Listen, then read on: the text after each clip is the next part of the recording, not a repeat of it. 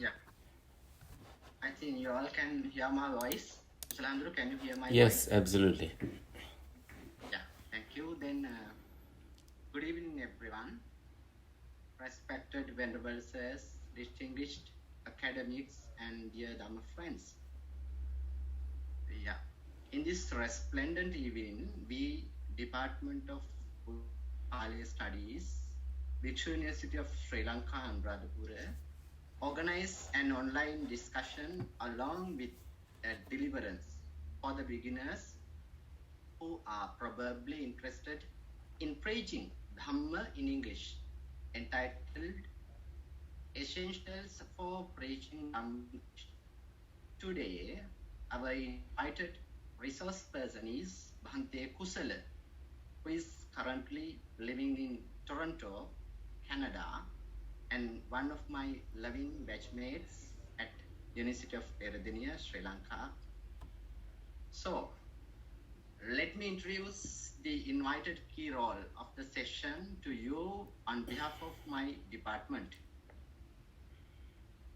At the moment, Venerable Bhante Dharangala Kusalanyanathira is currently following his PhD attached to the University of Sri Jayawardhanapura, Sri Lanka.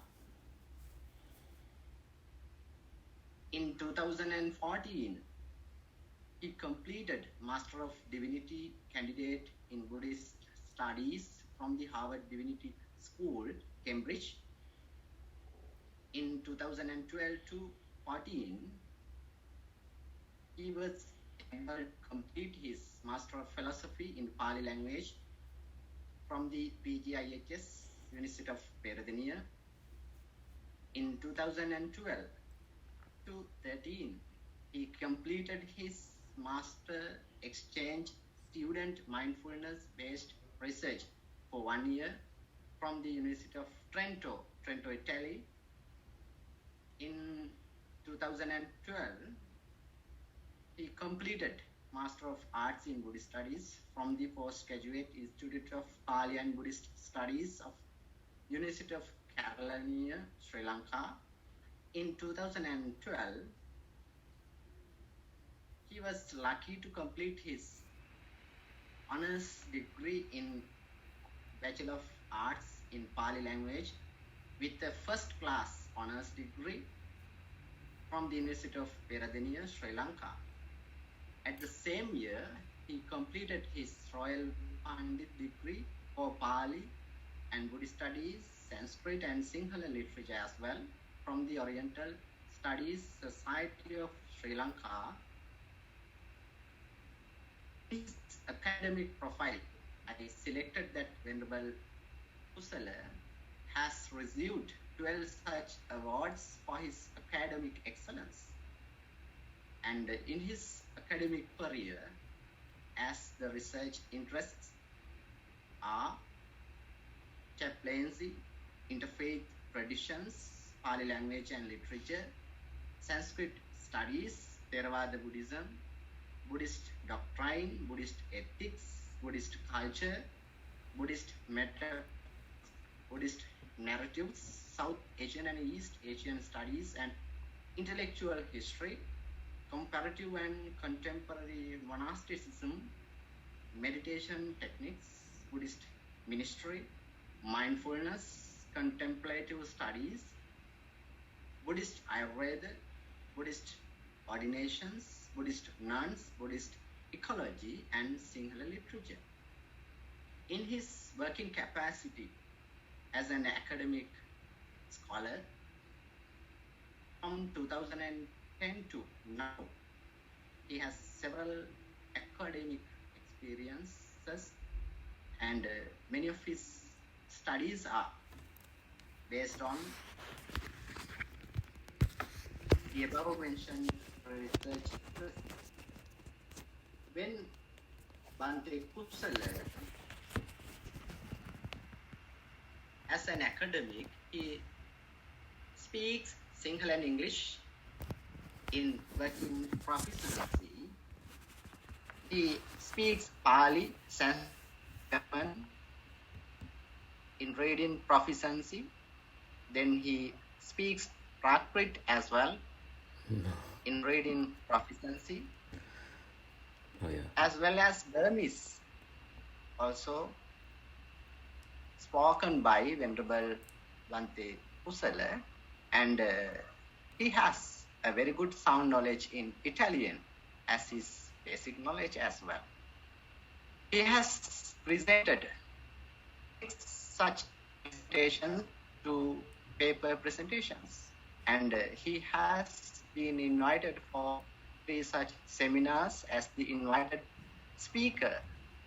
In his publication profile, I went through that he has published 3 main books entitled A New Translation of the Satipatthana Sutta with Pali and English aid in 2014. At the same year, he published chanting book with Pali and English. In 2013, he published word-for-word translations for Mangala, Ratana and Met. This is a Sinhalese script as well. In his editorial capacity, he as a co-editor in NANA's annual academic symposium Mahavihara Mahapirivena in Askiriya, Kandy, Sri Lanka.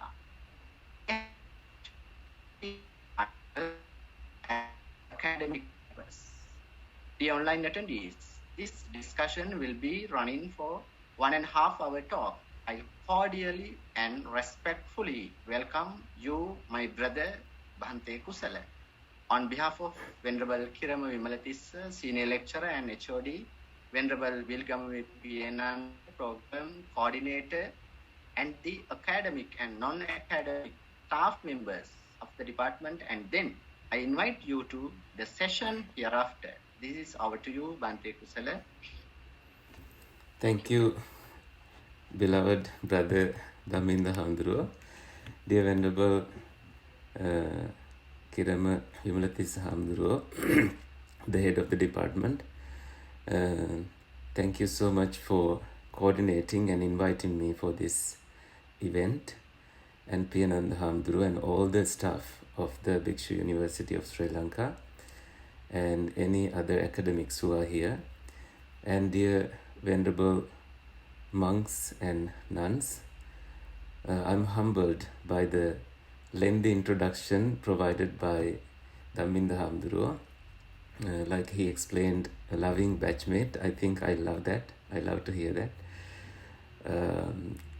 The bond still continues, and that's why we do events like this.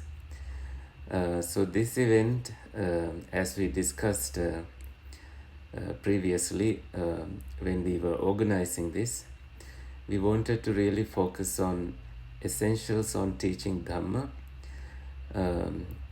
with the understanding that we are not immediately going to preach Dhamma today, or even perhaps not in the next 3 months or within the 3 years period, maybe within the next year period in English. Of course, you are doing it in Sinhala already. Most of you are. But I wanted to really give you some tips and some prep work, some ways to prepare yourself before you take on that journey. There are learnings, experiences to share, and also kind of some self-work to do as we kind of venture into teaching Dhamma, because it's a noble task assigned to us as monks, and how well we do it is how well we do in our life. ඉතින් ආරම්භයක් විදියට මම මතක් කරන්න කැමති ධර්මදේශනා පැවැත්වීමේ අත්‍යවශ්‍ය අංග මොනවද කියලා අපි හිතන්න මේ දේශනය මාතෘකා කරගත්තේ. අපිට අවබෝධයක් තියෙනවා හෙට අනිද්දා හෝ ඊළඟ අවුරුද්ද ඇතුළත අපි බණ කියනවා කියලා අදහසක්, අපේ ඉංග්‍රීසියෙන් බණ කියනවා කියලා අදහසක් නොතිබෙන්න පුළුවන්. ඒ හින්දා අපිට ඊතරම් කලබලයක් නැතුව සූදානමක් ඇතිව මේ දිහා බලන්න තමයි මේ දේශනාව මං අද අරමුණු කරගන්නේ. So before I really begin on essentials on teaching Dhamma, I like to really share my own life journey. So in 1987, when I was born, I was in Thanumalwila. That is where my parents have settled for vegetable farming. So Thanumalwila is an elephant infested area. So many elephants. So we grew up with anxiety and fear. I remember going to the temple at night, coming back with friends and running away after seeing the shadows of trees, even, because on a bright full moon night, you might think that those are elephants that are coming to charging at you. So anything small like that frightened us. That means we built some anxiety as children growing up. Of course, none of us, really have any vehicles or transportation to and from home. So we kind of rely on our own instincts for survival. And on top of that, the villagers are not so educated, so there is less guidance to us from the village. So life is on our own. Basically, survival is on our own. And my mom, on the other hand, really struggled with her mental illness for all her life. She was on medications, and that happened because she lost 5 of her siblings, and we didn't know what was happening. And Tata also was struggling to feed us all. So he was doing random labor work and also preparing the land he had somehow for survival. So that is how I grew up, always wishing maybe someone helped us, but nobody really helped us. So Tata somehow inspired me to really focus on my studies. So when I went to the end of grade 7, we were really pushed away from that village to Matara, to Darangala village. Darangala is the hometown of my father, so that became the place that we settled after moving from Thanumalwila. I think at the time we moved, it was an unfortunate traumatic incident that happened within the family that made us move. Some intruders breaking into the house on my uncle's funeral day. He was unfortunately bitten by a venomous snake and he died. So on that funeral night, some guys who were really interested in my sister tried to really break into the house because she was having an affair with somebody else at the time. So we, as really grade 7 age, we were terrified, really mortified by their experience when they came into the house, broke into the house, really made a huge scene with guns and batons and stuff. So I was really peeing on my pants at the time. And that is another traumatic experience I had, and that changed our lives. And I'm grateful to those people for asking us to leave that area, which we did, and moved to Darangala, and we started life from scratch. මම මේ දක්වා පැහැදිලි කරේ පුංචි කාලේ අපේ ජීවිතවල කවුරුත් නොදන්න පැති කඩක්. ඒ තමයි අපි තනමල්විල ප්‍රදේශයේ ඉපදිලා කිතුල්කොටේ කියන ගමේ කිතුල්කොටේ ඉස්කෝලේට ගිහිල්ලා ඒ ඉස්කෝලේ යන අතරේ අලි ඉන්නවා ඒ පළාතේ. අපිට අපි රැට එහෙම පන්සල් ගිහිල්ලා එනකොට ගස්වල හෙවණැල්ලටත් බය අපි දුවලා තියෙනවා. ඉතින් ඒ වගේ බය ත්‍රාසය ඇතිව තමයි අපි හැදුනේ. එහෙම අය තව ඇති ගොඩක් මේ දේශනාවේ. ඉතින් ඒ අයට මේ කියන කතාව තේරෙනවා. ඒ අතරේ අපේ අම්මට ජීවිත කාලෙම අපි දන්න කාලේ ඉඳලම අම්මගේ සහෝදර සහෝදරියෝ 5 දෙනෙක් විවිධ හේතු නිසා නැති වුණ නිසා අම්මට මානසික පීඩාවන් තිබුණා. ඒ නිසා සාමාන්‍ය අම්ම කෙනෙක් අපිට හිටියේ නැහැ. නමුත් අම්මා දැන් බෙහෙත් තාමත් ගත්තට හොඳින් ඉන්නවා. ඉතින් තාත්තා තමයි අපිව ගයිඩ් කරේ. තාත්තා ගොඩක් සැර කෙනෙක්. ඉතින් ඒක අපිට හොඳට හිටියා.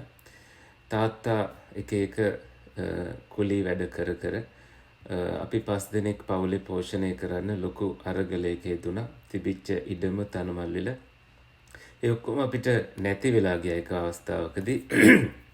ඒකට හේතුව අපේ අක්කා ගැන අදහසක් තිබිච්ච තරුණය වගේක්. අක්කා වෙන කෙනෙක් එක්ක යාළුනා කියලා. අපේ බාප්පගේ ඒ තාත්තගේ මල්ලි පොළඟික් කාලා නැති වෙලා ඒ මල ගෙදර දවසේ ඇවිල්ලා අපිව තර්ජනය කරලා අපිට ඒ පළාතෙන් යන්න කියලා තුවක්කු අරගෙන බැටන් පොළු අරගෙන තාත්තගේ ඔළුව පැලෙන්න ගහලා. ඉතින් එහෙම සිදුවීමක් වුණා. තාත්තා ඉතින් අපි ඔක්කොම අරගෙන ආපහු තාත්තගේ ගමට ආවා. දෑරංගලට අර ඔක්කොම අතෑරලා. ගෙදර ඉඩම ඔක්කොම අතෑරලා. ඉතින් ඒ ඉඩම අපෙන් පස්සේ කෙනෙක් ගන්න ඇවිල්ලා ඒක අයත් අපිට වංචා කරා. අන්තිමට තාත්තට ලැබුණු දෙයක් නැහැ. තාත්තා මුල ඉඳලා ජීවිතේ අලුතෙන් හදාගන්න මැටි ගෙදරක් හදාගෙන කන්දක් මුදුනේ වතුර නැති තැනක. ඉතින් අපි එහෙම දුෂ්කර ජීවිතයක් ගත කරා. හැබැයි තනමල්විලට සාපේක්ෂව දෑරංගල අධ්‍යාපන පරිසරය හොඳයි. So I was into education and I knew education was the only way out. So up until age 16, I had really calm demeanor, really peaceful way of dealing with things. But I also really compared my life to others who were well off, who had more luxuries and who didn't have much struggles in their lives. But again, I thought, well, if I focus on my studies, I will be able to overcome all these troubles. That is something my tata believed as well. He thought I was into studies and I will be the savior of the family.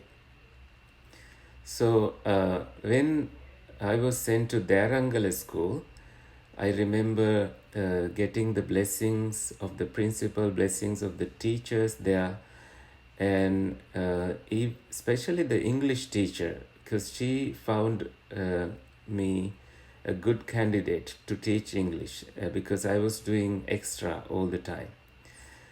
And even before that, I have this vivid memory when I was in grade 3 in Kitulkote, Thanumalwila school. In that school, Karuna teacher saw me interested in English subject, and one time I remember getting 100 out of 100 for one of the term tests, and she really marked it in big letters with 3 stars, and that kind of stored in my memory. That gave me a little push, I believe. And later on in Dharangala Iskole, Mala teacher and several other teachers also really helped me. And maths teacher, Diana teacher, Disna teacher, I remember, she gave me a broken dictionary, English dictionary. Pages were torn apart, and it was not a nice looking dictionary, but it was such a gift for me, a treasury for me. And when she gave it to me, she said, the person who used this book now lives in Australia. So this was a motivation for me. And she doesn't know how much she changed my life at that moment. I'm yet to find her and meet her. I'm still looking for the details and to thank her for doing that to me. Because the little things they do really go far. And mang etika කියන්නම් සිංහලෙන් ඒ දෑරංගල ඉස්කෝලේට ගියාම මම ඉගෙනීම අතෑරියේ නෑ. හොඳින් ඉගෙනීමට උනන්දු වෙනකොට ඉංග්‍රීසි ගුරුතුමිය මට ලොකු තල්ලුවක් දුන්නා. කිතුල්කොටේ ඉස්කෝලේදී ඊට කලින් ඉස්කෝලේදී මට මතකයි කරුණා ටීචර් සද්ද අඩුයි කියලා තියෙනවා. මං හිතන්නේ අනිත් අයටත් එහෙමද දන්නේ නැහැ. මගේ උපරිම සද්ද වැඩි කරලා තියෙන්නේ. I'm not sure if it is your device or some other issue. If anyone else is having that problem, please let me know. I want to make sure that you hear me well. ඉතින් පුංචි කාලේ අර කරුණා teacher Kitulkote ඉස්කෝලේදී මට 100ක් ලකුණු දීලා තරු ලකුණු 3ක් දැම්මා. ඒක මාව උනන්දු කරපු අවස්ථාවක්. දෑරංගල ඉස්කෝලේට ගියාම මාලා ටීචර් මට වෙනම පොත් ගන්න උනන්දු කරවලා අරන් දීලා ඉස්කෝලේ පොතට අමතරව okay, some others are hearing it clear. I think Sumana Hamdurani, please check your device. I think it's your device that may be having slight issues. ඉතින් ඒ දෑරංගල මාලා ටීචර් මාව උනන්දු කරා වෙනම පොත් වල වෙනම එක්සර්සයිස් කරවලා ඊට පස්සේ ටිකෙන් ටික ඉංග්‍රීසි වචන කියවන හැටි චූටි දෙයක් ලියන හැටි ඉස්කෝලේ සමිති සමාගම් වල වැඩ කරන හැටි මේව මට ටිකෙන් ටික පුරුදු කෙරෙව්වා. ඒගොල්ලෝ තමයි මාව පුෂ් කරේ. ඉතින් ඒ විදියට එක සිදුවීමක් මතකයි මට ගණන් ටීචර් ඇවිල්ලා ඩික්ෂනරියක් දුන්න ඉංග්‍රීසි ඉගෙන ගන්න මං උනන්දුයි කියලා දැනගෙන ඒ කැඩිච්ච ඩික්ෂනරියක් පරණ ඩික්ෂනරියක් ඔය මල්ලසේකර ඩික්ෂනරියටත් වඩා පරණ එකක්. ඒක කොළ කහ පාටයි ඉරිල්ල එහෙම තිබුණේ. ඒ වුණාට ඒක මට වටිනා නිදානයක්. ඒක මට දීලා ඒ ටීචර් කිව්වා මේ පොත පාවිච්චි කරපු කෙනා දැන් ඉන්නේ ඕස්ට්‍රේලියාවේ කියලා. ඉතින් ඒ ටීචර් දන්නේ මට ඒක කොයිතරම් උනන්දුවක් වුණාද කියලා. ඒ කාලේ මම දන්න ඕස්ට්‍රේලියාවක්වත් පිටරටක්වත් මොකක්වත් නැහැ. ඉතින් that is how I began, that they are my strength, they are my pillars, and I'm super grateful to those teachers. And later in my life, when I was 16, 16 is a tough age, I began confronting my father. When my father gave a hard time to my amma, my mom, eventually, my hormones and all the sort of like energy I had, I used that energy to really confront my father, always fighting at home. So this made a bitter environment at home. So Tata and I were not in good terms. 16 වෙද්දි මට මතකයි තාත්තත් එක්ක රණ්ඩු සරුවල් ඇති කරගත්ත. විශේෂයෙන්ම තාත්තා අම්මට සැරවෙන අවස්ථාවල මම අම්මගේ පැත්තේ ඉන්න පුරුදු වුණා. ඉතින් ඒවට අමතරව මටත් ගොඩක් තරහ යන කාලයක් තාත්තත් එක්ක. තාත්තට තමයි වැඩිපුරම මම ආදරෙත් ගෙදර. ඒ වුණාට ඒ කාලේ 16 දී අපි කියන දේ අහන්නේ නැති අය. ඉතින් ඒ නිසා මට හැබැයි තාත්තා ගෙදරින් එළියට යන්න අපිට වැඩි අවසරයක් දීලා තිබ්බේ නැහැ. තාත්තා නිතරම ගෙදර බුද්ධ වන්දනා කරා. පැයක් විතර ගෙදරට කවුරු හරි ආවත් තාත්තා ඒව නැවැත්තුවේ නැහැ. වැඳලා ඉවර වෙලා තමයි කවුද ආවේ කියලා බැලුවේ. එහෙම කෙනෙක් තාත්තා. මස් මාළු ඒවා පාවිච්චි කරන්නේ නැති පන්සිල් හොඳට ආරක්ෂා කරන කෙනෙක්. ඉතින් පුංචි කාලේ මම මහාන වෙන්න ඕනේ කියලා හිතලා තිබුණට තාත්තා ඒකට ඉඩ දුන්නේ නැහැ. හාමුදුරුවෝ ගෙදරින් මාව එල්ලුවට දුන්නේ නැහැ. මොකද ඒකට හේතුව අයියව පන්සලකට යවලා අයියව නාස්ති වුණාය කියලා අයියා ටිකක් මුරණ්ඩුයි. එහෙම අදහසක් තාත්තගේ තිබුණ නිසා වෙන්න ඇති. මාව එහෙම යොමු කරන්න හිතුවේ නැහැ. But at age 16, when I was really not in good terms with my tata, I told my friends, because I was doing random labor works in the area to survive, not trying to get money from my tata, but surviving on my own to support my own studies. I told my friends, especially Bandulaya, that Bandulaya and Samira and Roshan, that I want to become a monk. The reason behind this is seeing happy monks at the temple, monks who are young and smiling, monks of my age. So we went to the village temple, and so those are the monks I'm talking about. පන්සලේ ඉන්න hina වෙන තරුණ හාමුදුරුවෝ දැකලා හොඳින් ඉන්නවා ඒගොල්ලෝ කියලා අපේ ගෙදර තියෙන දුක වගේ නෙමෙයි එතන සැනසීමක් තියෙනවා කියලා හිතලා මගේ හිතේ ආයෙත් මහාන වෙන අදහස පැලුණා. පුංචි කාලේ ඒකට තාත්තා ඉඩ දුන්නේ නැහනේ. And when I told that to my friends, I gave them two options: either going to Colombo and surviving with a job, or becoming a monk. So my friends, especially Bandulaya, said, well, you are calm, you are peaceful, you should go to the temple and talk to the monk there. And I remember at that time, the chief monk, Mahahene Lokuhamduro, he took me to the Pitavadra temple and said, this young boy, he's good at studies and he likes to become a monk. So I'm really grateful to him for taking me there and introducing to my chief Nayaka Hamduro, Havovita Indaratana Nayaka Hamduro. And he welcomed me and gave me a great platform to build me to become whoever I am right now. So ඒ කාලේ මාව පැවිදි කරවන්න උනන්දුනේ මගේ හිතවතුන් මට කොළඹ ගිහිල්ලා රස්සා කරන්න ඕනේ නැහැ. එහෙම යන්නේ නැතුව මහාන වෙන්න ආස නම් අපි ඒක හොයලා බලමු කිව්වහම ගමේ පන්සලෙන් මාව පිටබැද්දර පන්සලට බාර දුන්නා. ඉතින් ගමේ පන්සලේ හාමුදුරුවන්ට මම කෘතවේදී වෙනවා ඒ සම්බන්ධයෙන්. ඉතින් ඒ වෙනකොට O level කරලා මගේ රිසල්ට් එක A5යි B3යි C2ක් ඇවිල්ලා හිටියේ. මට මම බයෝකෙමිස්ට්‍රි ෆිසික්ස් වලට ක්ලාස් යන්නත් පටන් අරන් තිබුණේ. මට තේරුණා ඒවා හරි අමාරුයි කියලා. මොකද මට මැත්ස් වලට B එකක් තිබුණා, සයන්ස් වලට B එකක් තිබුණා O level. ඊළඟට accounting වලට ඒත් B එකක් තිබුණා.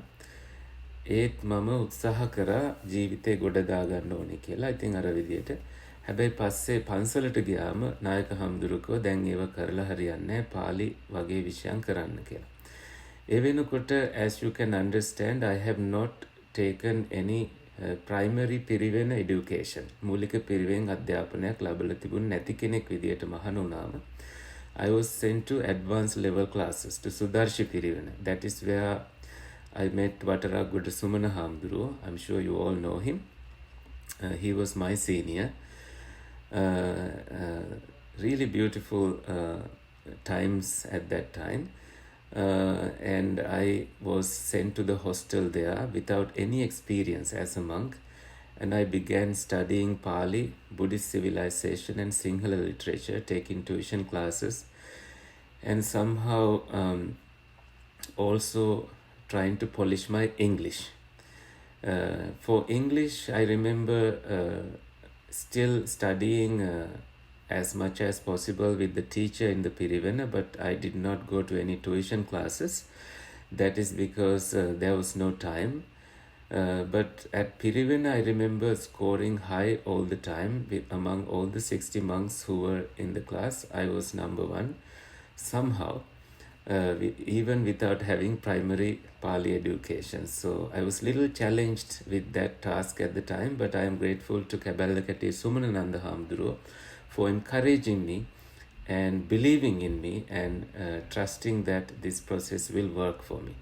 So when I finished advanced level, I got 3 A's and I became 29th in the Mathur district. And I had the highest marks of the Pirivena as well. Immediately after that, the thirst to study English was driving me to places. So I remember going to Mathura Metta Padanama, where there were some teachers from Singapore teaching English. So some days, even when there were no buses, I used to walk there and get those English lessons.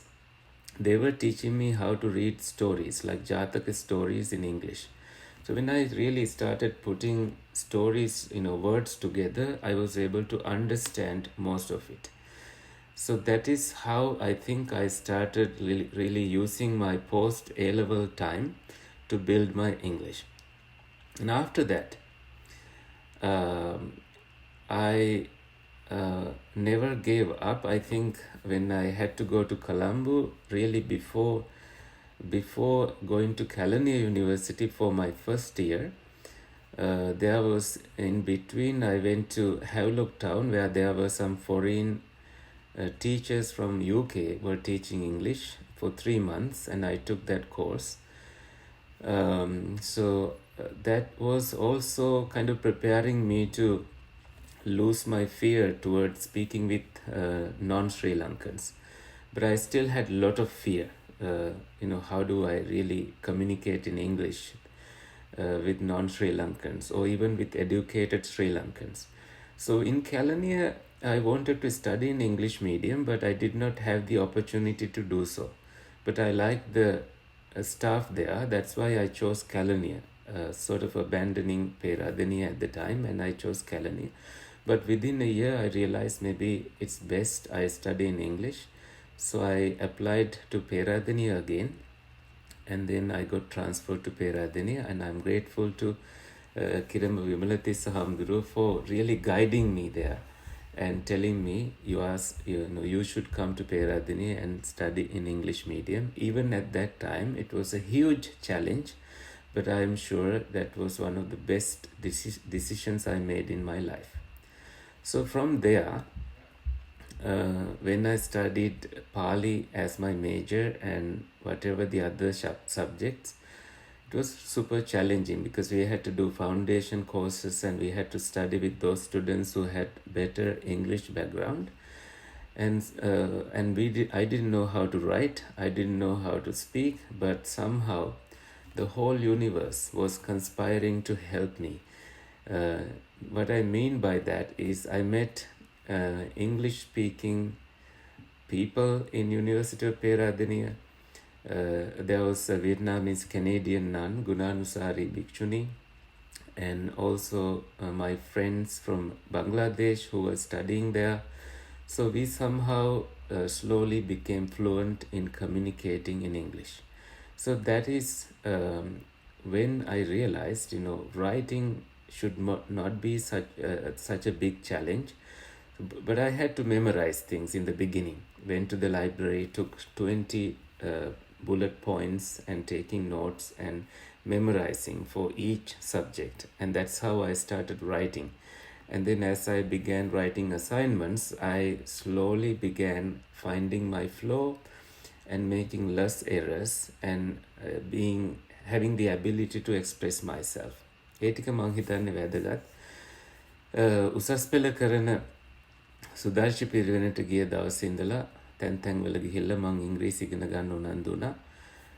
සුදර්ශි පිරිවෙනෙන් Kelaniya විශ්වවිද්‍යාලයට ඒත් සාමාර්ථ 3ක් අරගෙන ඇවිල්ලා එහෙ ඉංග්‍රීසි මාධ්‍යයෙන් ඉගෙනුවේ නැති නිසා ඒ වෙනකොට ලෝකල්ස්ලට මම පේරාදෙණිය විශ්වවිද්‍යාලයට ඉල්ලුවා. අපේ කිරම විමලතිස්ස හම්දුරුව ඒකට මාව උනන්දු කරා. ඉතින් අපේ පන්සල් පරිසරයේ හම්දුරු නමක් නිසා, සහෝදර හම්දුරු නමක් නිසා මට ඒ වාසනාව ලැබුණා. ඒ හම්දුරුවන්ගෙන් ඒ ගයිඩන්ස් ලබන්නට. ඉතින් එහෙම ගිහිල්ලා බැරි මරගාතේ ඉංග්‍රීසියෙන් ඉගෙන ගන්න ලැබපු උත්සාහයේදී මට තේරුණා ඔක්කොම මේ එකම වචන ටික තමයි එහෙම කරලා ලියන්නේ කියන්නේ කියලා. එහිදී මම හිතන්නේ අපිට හම්බ වෙන්නේ ඉංග්‍රීසියෙන් වැඩ කරන, ඉංග්‍රීසියෙන් උගන්වන ඉංග්‍රීසි පරිසරයක් තමයි අපිට මුණ ගැහෙන්නේ. ඒක ලොකු පිටිවහලක් වෙනවා අපිව උනන්දු වෙන්න. හැබැයි මේ හැමතැනම ස්වයං උනන්දුවක් තියෙන්න ඕනේ අපිටම. ඉතින් කටපාඩම් කරගෙන තමයි ප්‍රශ්නවලට උත්තර ලිව්වේ.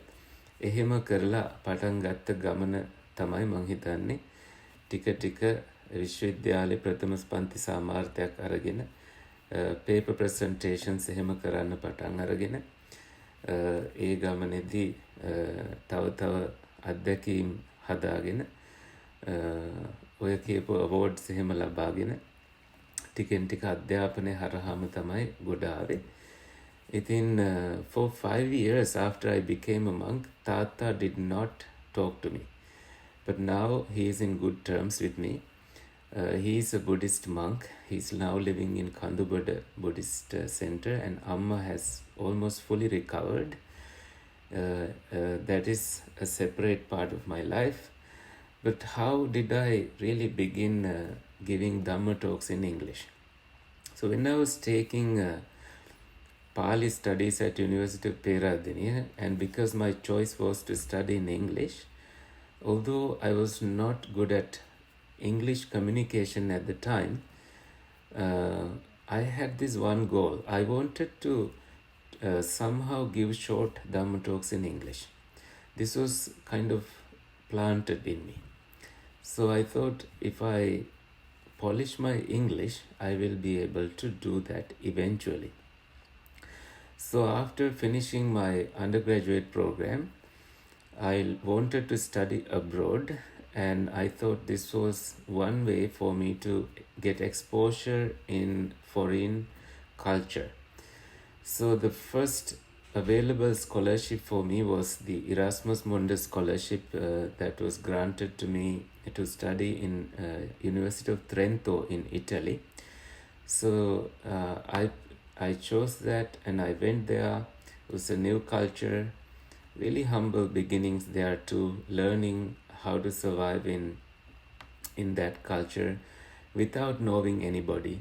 Somehow communicating with professors there. The program was in English and it was a bit of a struggle, but people there were super nice and friends, the roommates I met, one from Czech Republic, very hardworking friend, Adam Liska, and several other roommates, and we were all a team and we were working together. And for 1 year, I began. For 1 year, I was there. In that 1 year, I began giving short guided meditations without knowing really how to do that. So I had so much fear and anxiety, and I was like, how can you teach meditation when you have this much anxiety? So even giving a talk in Sinhala for us is bothersome because we also want to do better in giving a talk in Sinhala as well. So this was already a struggle for us. So how do we really do it in English? So I thought, well, there should be a way. And being able to communicate in English is a plus point. But learning words like technical terms. So all I did was to go into YouTube and listen to people giving talks and learning phrases.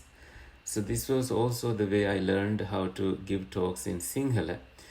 I would go into a cassette radio and put a tape of I think Gangodavilla Somahamduru, and whatever he says, I also say it out loud, and that is how I learned somehow giving Dhamma talks in Sinhala. So I did somewhat similar thing when I had to prepare for giving short guided meditations in English because I didn't know anyone doing it at the time. So when I went there, a group of like 10 friends came to my apartment and we had tea. They came for the tea and we socialized. They loved socializing. They loved some Sri Lankan sweets, and I did breathe in, breathe out guided meditation, and I found myself somehow doing it. That is how you begin. So you really see here that it was me wanting to do that, challenging myself and somehow learning how to do it by doing it. So ඉතාලියේදී මට ඉංග්‍රීසියෙන් guided භාවනා කරන්න සිද්ධ වුණා යාළුවන්ට. කරන හැටි දන්නේ නැහැ. ඉතින් සිංහලෙන් කරන්නත් අපි බොහොම අමාරුවෙන් තමයි සිංහලෙන් බණ කියන්නත් පටන් ගන්නෙ, සිංහලෙන් භාවනා කරන්නත් පටන් ගන්නෙ. කොහොම හරි අවස්ථාව ලැබුණාම බය පටන් ගත්තා. හුස්ම ගන්න, හුස්ම හෙලන්න, මේක ඉංග්‍රීසියෙන් කියලා විනාඩි 5කින් ඒගොල්ලන්ට නිහඬව ඉන්න අවස්ථාව දුන්නාම ඒක ඒගොල්ලෝ රිලැක්ස් වුණා කියලා කිව්වා. So that is how we begin. ඉතින් ඒ තමයි ආරම්භය.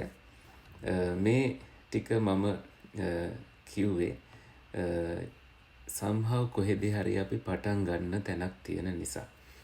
ඒ වුණකොට ලොකු බයක් හිතේ තිබුණා.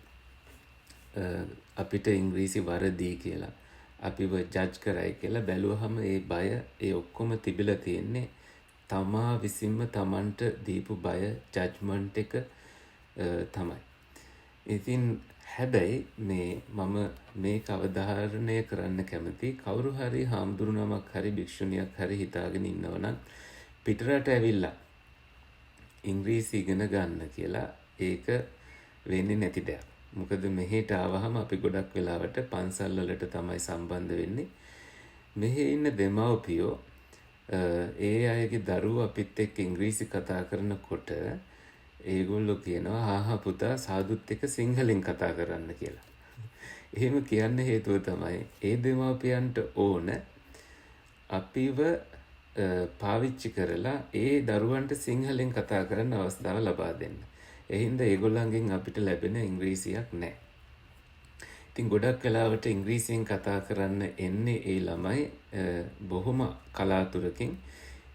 ඉංග්‍රීසියෙන් අපිට බණ කියන්න ඕන තරම් අවස්ථා තියෙනවා. විශේෂයෙන්ම අපි යන හැම පන්සලකම අපි එක වැඩසටහනක් හරි ඉංග්‍රීසියෙන් කරොතින් අපිට කරන්න පුළුවන් කියලා දැනගත්තොතින් එතන ඉඳලා තමයි සම්බන්ධතා හැදිලා අපිට ආරාධනා එන්න පටන් ගන්නෙ. සිංහලෙන් අපි බණ කියන අවස්ථාවල මෙහි ඉන්න දෙමව්පියෝ අපිට ඉංග්‍රීසියෙන් කරන්න පුළුවන් කියලා දැනගත්තට පස්සේ කියනවා අනේ අපේ හාමුදුරනේ අපේ ළමයින්ටත් තේරෙන්න ওই ටික ඉංග්‍රීසි වලින් කරන්න කියලා. ඒතකොට හිටි ගමන් අපි ඉංග්‍රීසි භාෂාවෙන් ඒ කියන කරුණු ටික කියනවා. ඉතින් එහෙම කියන්න පටන් ගනිද්දි කියන්න වෙන්නේ සාමාන්‍යයෙන් දානේ ගෙදරකදී නම් දානය ගැන ටිකක් කියලා ළමයින්ට උනන්දුවක් ඇති වෙන ළමයි ධර්මයට යොමු වෙන දෙයක් අපි කියනවා. මම ඒක කියන හැටි කියලා දෙන්නම්. දැන් ඒකට පිවිසෙද්දි මං හිතන්නේ මං උනන්දු ඇති කරේ ඉගෙන ගන්න කියලා. හාවර්ඩ් විශ්වවිද්‍යාලයට මං ඇවිල්ලා ඉගෙන ගත්තා. ඒව කරා තමයි. ඒ වෙනකොටත් මම තනින් තන ඉංග්‍රීසියෙන් වැඩසටහන් කරන්න පටන් අරගෙනයි තිබුණේ. එකපාර ඕවර්නයිට් වෙච්ච දෙයක් නෙමෙයි. ටිකෙන් ටික වෙච්ච දෙයක්. බය පටන් ගත්ත දෙයක්. ඉතින් තාමත් අපි ලොකු වැඩක් අපිට කරන්න යෙදුනහම මේ චකිතය තියෙනවා. ඒ වුණාට කරාට පස්සේ අපිට ලොකු සතුටක් ඇති වෙනවා. ඒ චකිතේ තිබුණේ බය තිබුණේ පටන් ගන්නකම් විතරයි කියලා. අන්තිමට ඒ ඔක්කොම අත්දැකීම් සම්භාර එකතු වෙලා අපි දන්නේම නැතුව අපි කරන්න පටන් ගන්නවා. දැන් ඒ අධ්‍යාපන ගමන මම හැමෝටම උනන්දු කරනවා ශිෂ්‍යත්ව හොයාගෙන ඉංග්‍රීසියෙන් ලංකාවේ ඉගෙනගෙන පිටරට විශ්වවිද්‍යාලවල අපේ පේමානන්ද හාමුදුරුවෝ කලින් සතියේ පැහැදිලි කරා වගේ තියෙන අවස්ථා හොයාගෙන ගිහිල්ලා තමන්ගේ භාෂා දැනුම අදහස් ප්‍රකාශ කිරීමේ දැනුම දියුණු කරගෙන ඒව කරන ගමන් තමයි ඉංග්‍රීසියෙන් බණ කියන්නත් අපිට අවස්ථාව ලැබෙන්නේ. අපි හොඳට විශ්වවිද්‍යාලයක ඉගෙනගෙන තියෙනවා නම් ඒ අපිට හොඳ පන්නරයක් අදහස් ප්‍රකාශ කරන්න එහෙම. හැබැයි හැම තැනකම අපිට අභියෝග තියෙනවා. අපි බයයි විශ්වවිද්‍යාලවලදීත් පිටදීත් ඒවා කරලම තමයි අපිට අවස්ථාව ලැබෙන්නේ. මේ බය චකිතය වෙනුවට අවස්ථාවන් අපිට ඕන හැටියට උදා කරගෙන වැඩසටහන් කරන්න. ඉතින් ඒ හරහා තමයි මට ඔය අජාන් බ්‍රහ්මාංශෝ හාමුදුරුවෝගේ පරිවර්තන කරන්න අවස්ථාව ලැබුණේ. බික්වනාලයෝ හාමුදුරුවන්ගේ පොත් පරිවර්තන කරන්න අවස්ථාව ලැබුණේ. ඒ හාමුදුරුවෝම මට ආරාධනා කරලා ඊට පස්සේ විමල රන්සි හාමුදුරුවෝ ඇමරිකන් ජාතික හාමුදුරුවෝ නමක් සිස්ටර් කේමා ඇමරිකන් ජාතික භික්ෂුණියක් ඒ ඔක්කොම හරහා පරිවර්තන කරලා කරන්න මේක ආසයි ස්වයං ආසාවක් තියෙනවා. එතකොට මේවා කරන්න පුළුවන්ද කියලා හැඟීම ඇති වුණා. ඒ හාමුදුරුවෝගේ දේශන අහලා ටික ටික ඒ භාෂාවන් හුරු වුණා.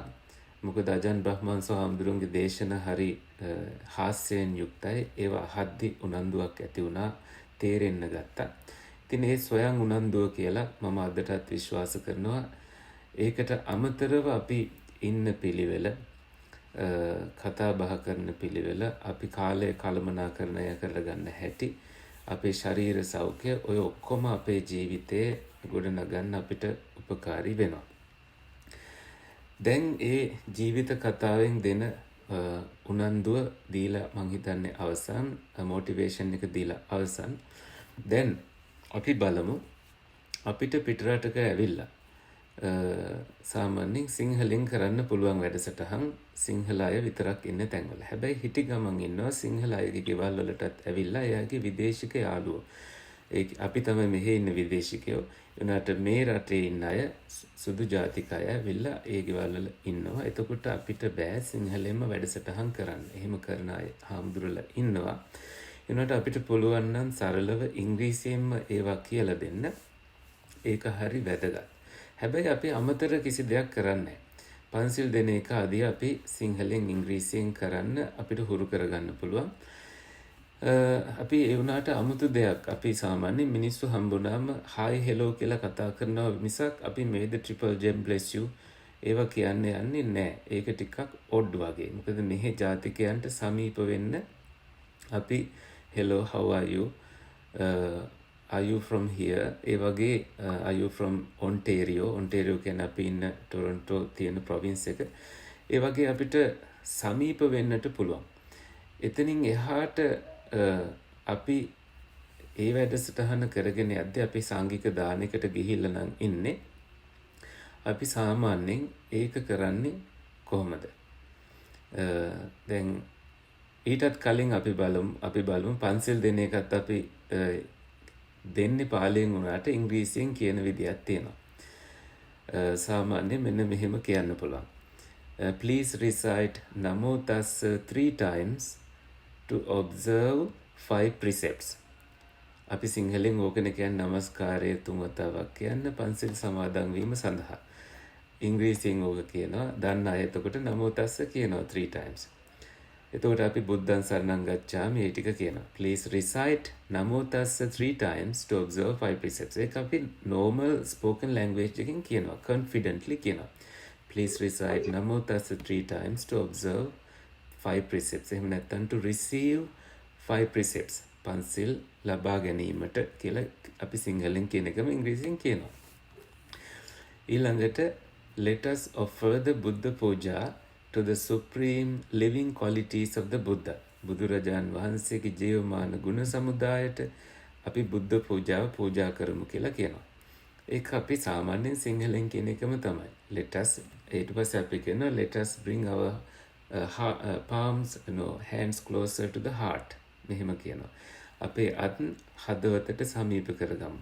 එහෙම නැත්නම් අපිට කියන්න පුළුවන් let us bring your palms together. Please bring your palms together. මෙහෙම අත් දෙක එකතු කරන්න කියලා කියනවා. ඉබේම කට්ටිය එක කරනවා. එහෙම කියලා අපි කියනවා please join me මාත් එකතු වෙන්න in reciting the gathas. මේ ගාථා මේ ගාථා කියන්න මාත් එකතු වෙන්න. We are going to offer drinks to the Buddha. We are going to offer lunch to the Buddha. We are going to offer flowers, candles, and fragrances to the Buddha, each symbolizing dispelling of darkness, of ignorance, and cultivating virtues, and also contemplating on impermanence. Mal, pahan, සුවඳ මේවා පූජා කරන්න. මේවයින් සංකේතවත් වෙන්නේ මොකක්ද කියලා අපි කෙටියෙන් කියනවා. ඒව කියන්න ඕනත් නැහැ. මොකද අපේ මේ ටොරොන්ටෝ වල නම් පන්සල් වලින් හුරු කරලා තියෙනවා මේ විදියට ගාථා කියන්න. අපි කරන්නේ මොකද්ද කියලා මිනිස්සු සම්බන්ධ වෙලාම ළමයිතුත් ඒවට සම්බන්ධ වෙලාම දන්නවා.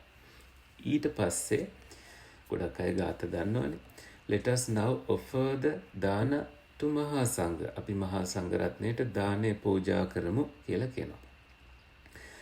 ඒක හරි සරලයි. එතකොට අපි ඉංග්‍රීසියෙන් කියනවා අපි සිංහලෙන් කියන ටිකම. When you offer the dana, you are thinking of noble qualities of noble ones. ආර්යයන් වහන්සේලාගේ ආර්ය qualities අපි හිතනවා දානේ පූජා කරද්දී.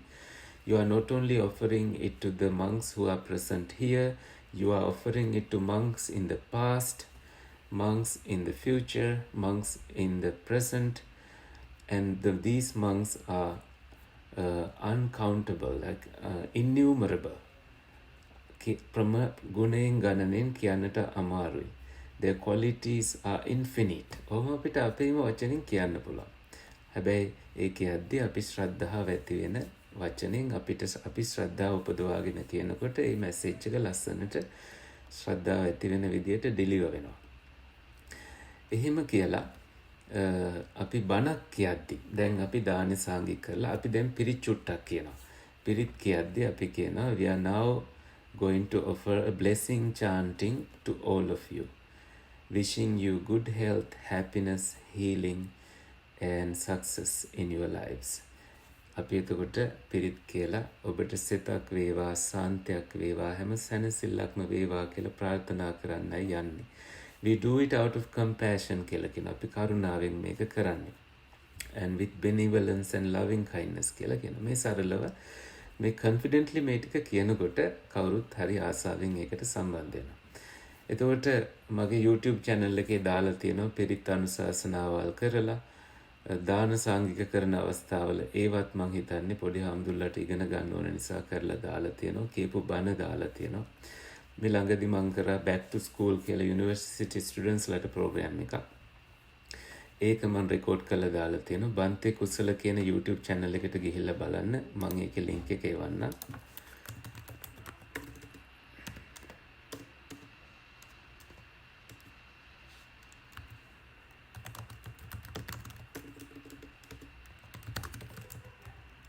මට තප්පරයක් දෙන්න මම ඒ link එක එවන්න.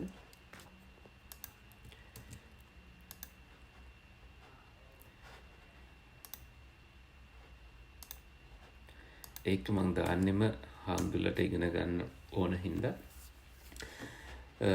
මට මතක් වෙච්ච වෙලාව කියන්න ඕනේ මේ ටොරොන්ටෝ ඉන්නවා බංග්ලාදේශ ජාතික හාමුදුරු නමක් සරණපාල හාමුදුරුවෝ කියලා ලංකාවේ හැදිච්ච හාමුදුරු නමක්.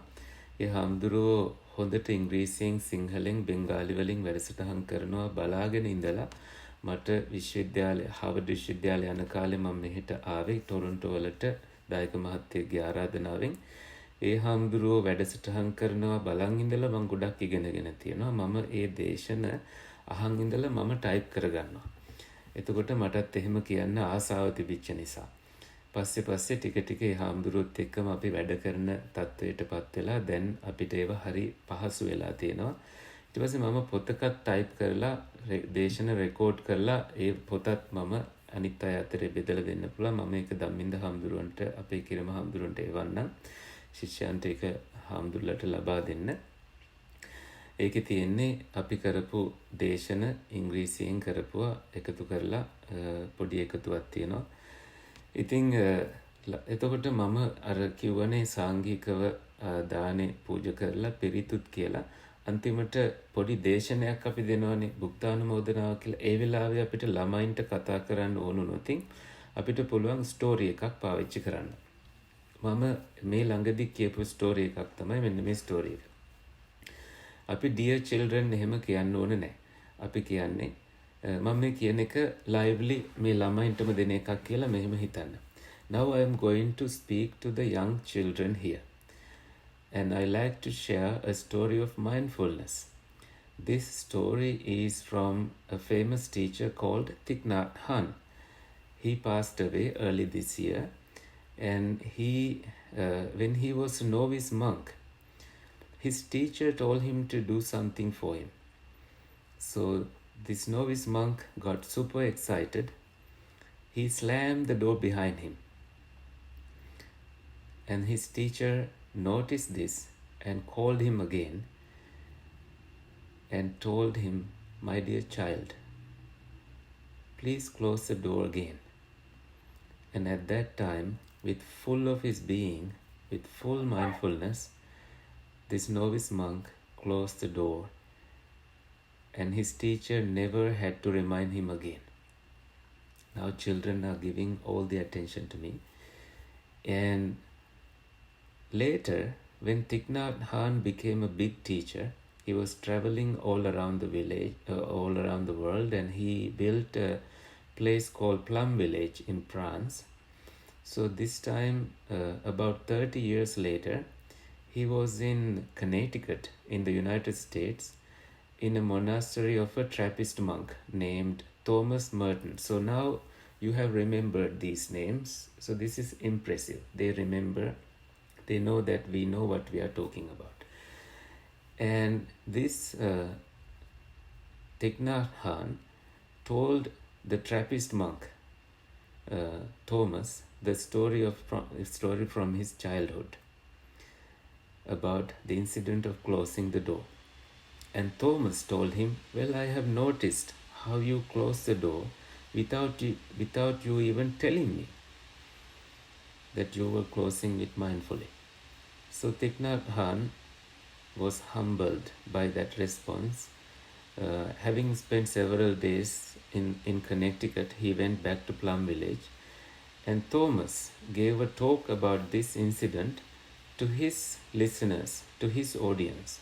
And there was a German lady in that audience, and she was inspired by Thich Nhat Hanh's story of closing the door. And she went to Plum Village, and she's a Catholic lady. She went to France to Plum Village and met Thich Nhat Hanh and told him, "Well, I came to see how you close the door." And now, with this story, we have taken the attention of parents and students both. Whoever else is there, they love to hear a story like this. And now we can, really enter the hearts of children, saying, "Look how you close the door. Do you really slam the door behind you, or do you really do it mindfully?" Whatever you are occupied with, you can slowly remove yourself from the busyness and pay attention to the activity that you are doing. And this is when you begin to incorporate right mindfulness into your life. And with that mindfulness, you can observe whatever is happening, whatever is anxiety producing, and you can remove that in your life and slowly come into full of your being, accepting yourself as is. So that is completely enough. That little story is enough to orient children and deliver a message. Okay, that's one story I share. And always you can look for stories. You can remember these, you can write them down and keep a record in your phone, because I have told you monks should be always up to date. Yavat Kalina Viyuti, monks and nuns should always be up to date. And another story I share is, a story of the crow, Kaputa story that I learned recently. There was this crow, and it thought that, his color was boring. Kaputagek paata boring පාටක් කියලා කපුට හිතලා he went to a monk and he told the monk that, "I want to change my color. Can you help me?"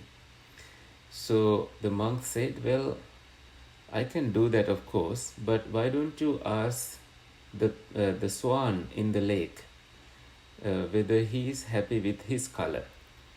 And the Kaputa, the crow, went to the swan and told him that, "It looks like you have beautiful white feathers. You seems to be happy with your colors." And the swan said, "Not really. This white color is so boring. I think parrot has beautiful colors." And with that, the crow, Kaputa, went to the parrot. And the response of the parrot was, "Well, I have beautiful feathers, different colors, but people catch me and put me in a cage. And that is also because I can talk." So Kaputa realized parrot is not happy. And the parrot said, "Look, the peacock, Monera, has beautiful feathers. He must be happy. He has even more colorful feathers." And at that time, when the crow went to the peacock said, "No, I'm sad. I'm not happy because of my feathers. People pluck these feathers and they use it for decorations, and they even put me into a zoo so other people can come and see me." So then the Kaputa, the crow, realized that he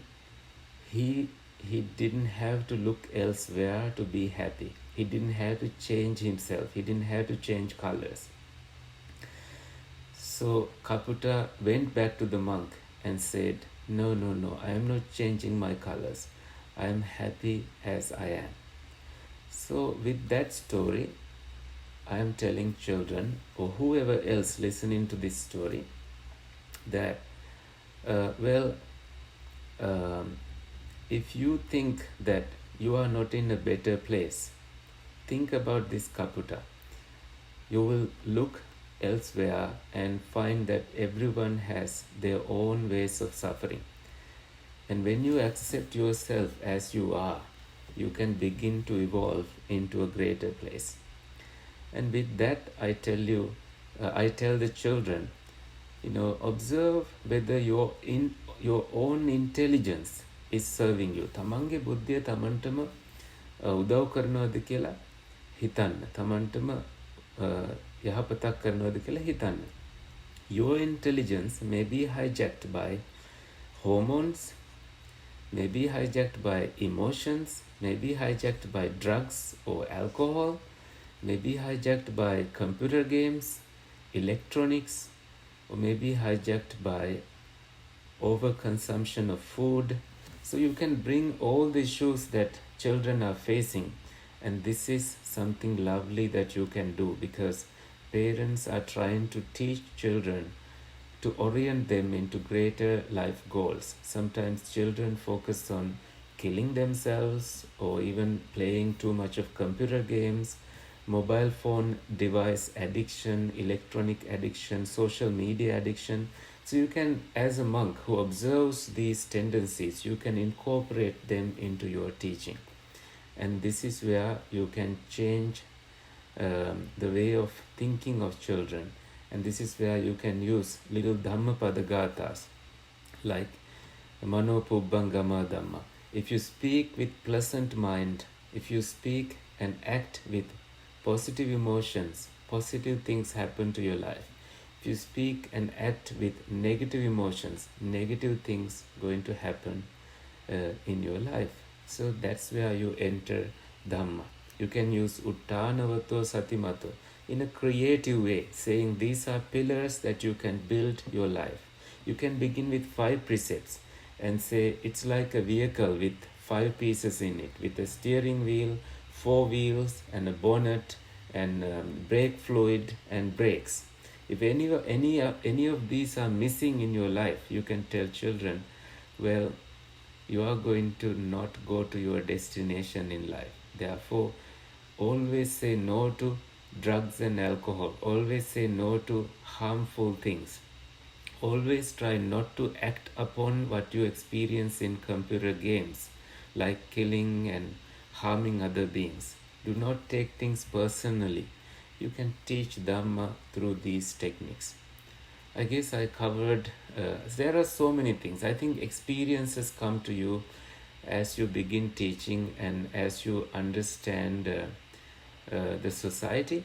And I also share this one story about a 13-year-old girl who was introduced to drugs in a school in United States. She and her parents came to me for guidance, and now I have a story to share.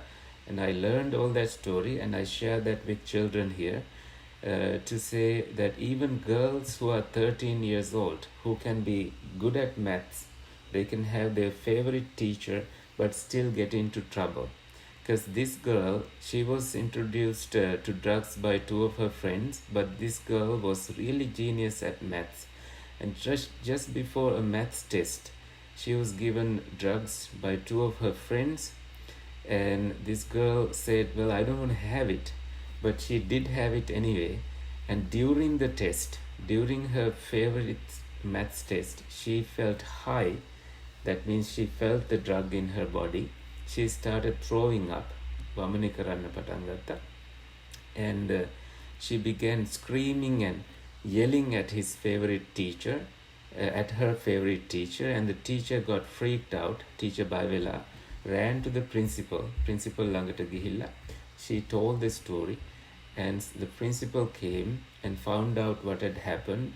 The principal suspended the 2 girls, and that's the story in brief. But I elaborate it and I give all the details so that children learn from experience, learn from stories. And there we also have to have a little understanding about bullying.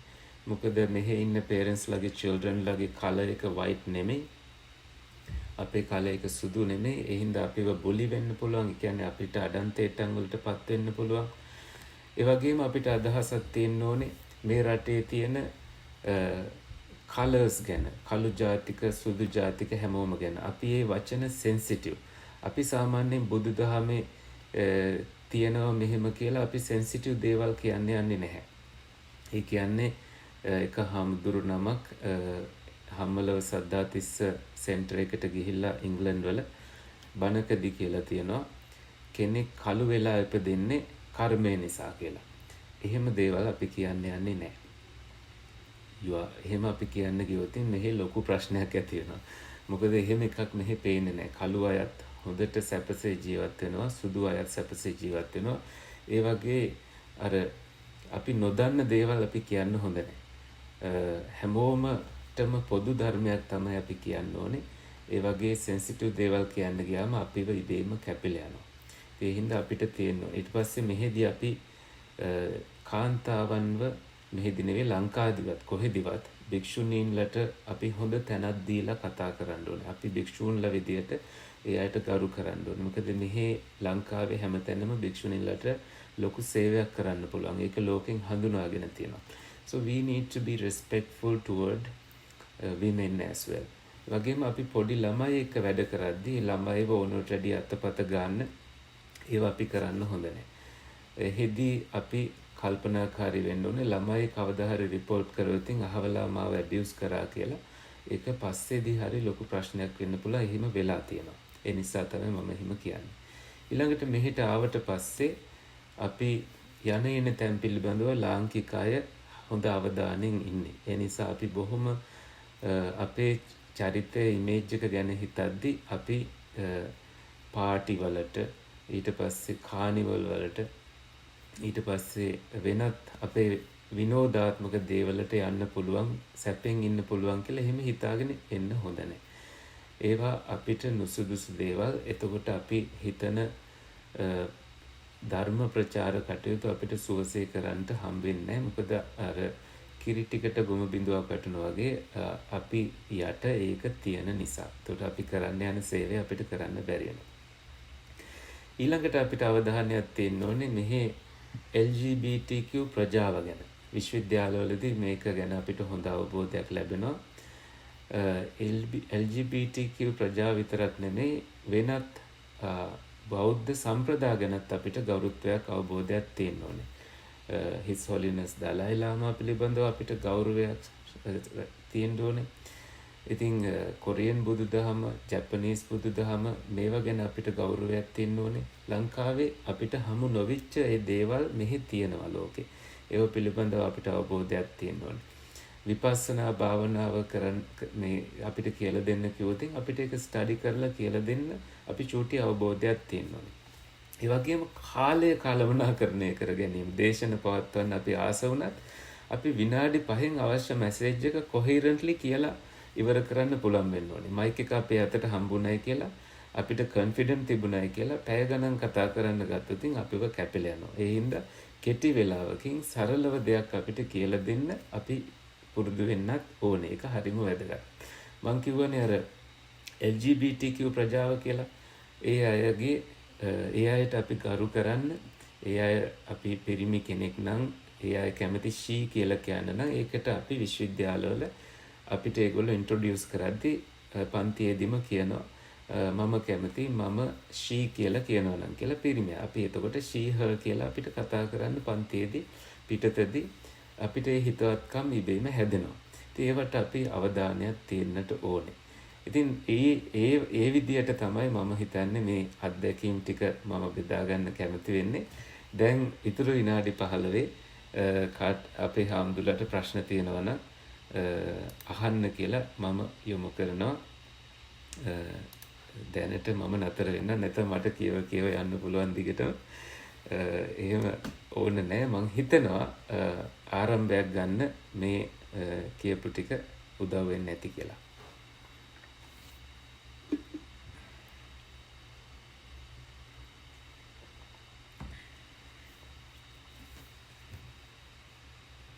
chat box එකේ වුණත් කමන්නේ අහන්න. අපේ සුමන හඳුරෝ අත උස්සලා තියෙනවා.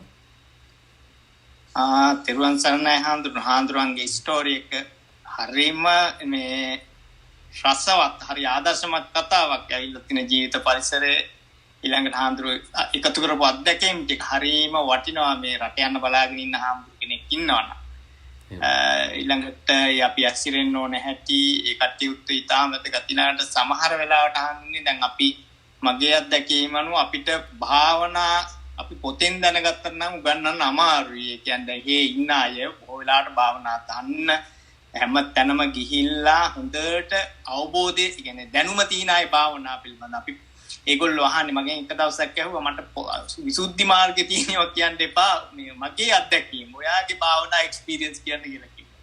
ඉතින් ඒ වගේ අපි දැන් අපිට පොතේ පත්තේ දැනුම තියෙනවා. ලංකාවේ හාමුදුරුවන්ට හොඳ අධ්‍යාපනයක් කියන්නේ අනිත් සාපේ තායිලන්ත ලාවෝස් ඒ හාමුදුරුවන්ත් එක්ක සසඳුවෙන් පස්සේ ලංකාවේ හාමුදුරුවන්ගේ අධ්‍යාපන මට්ටම ඉතාම හොඳයි. නමුත් අර අපිට භාවනා පැත්තෙන් අපේ එක්ස්පීරියන්ස් හරි අඩුයි. අපිට හරියට වාඩි වෙලා ඉන්නත් බෑ විනාඩි 15ක්. සමහරලාට අපි හාමුදුරුවන්ත් ඒ තායිලන්ත තායි පන්සලකට ගියොත් ලාවෝස් පන්සලකට ගියොත් මොකද මම හිටියේම ලාවෝස් තායි අයත් එක්ක. ඉතින් අපිට බිම වාඩි වෙලා ඉන්න සිද්ධ වෙනවා විනාඩි 20ක් 30ක් මොකක්කම නැතුව. ඉතින් අපේ හාමුදුරුවෝ යනවා නම් පිටරට ටිකක් අඩුම තරමේ බිම වාඩි වෙලා ඉන්න පුරුදු වෙලත් යන්නේ එක වඩාත්ම හොඳයි. නැත්නම් හරිය අපහසුතාවයටපත් වෙනවා මේ එහෙම ගියාට පස්සේ. ඊළඟට යාර ඉංග්‍රීසි ඉගෙන ගන්න ලංකාවේ සිංහල හාමුදුරුවෝ පන්සලක හිටියොත් නම් බොහෝ වෙලාවට ඉංග්‍රීසි දියුණු වෙන්නේ නැහැ. හේතුව අපි කතා බහ කරන්නේ සිංහලෙන්මයි පන්සලේ.